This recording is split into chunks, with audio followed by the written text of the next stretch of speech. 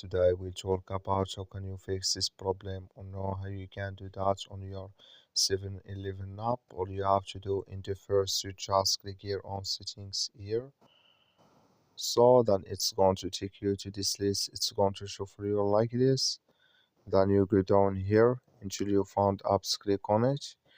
Come to apps list and there you're looking for 7-Eleven app. You just click on it here.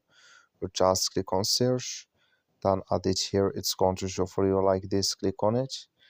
It's going to take you to this list. Click on for stop. Click on OK. Then you go down, just click on storage. Come to storage is here. Just click on clear cache. So then you just go to your Play Store. Click here on Play Store. You search here for 7-Eleven app. It's going to show for you like this. You will find here if this click on it, then it's going to work with you. Also, thank you for watching. Don't forget to support us by liking, subscribe.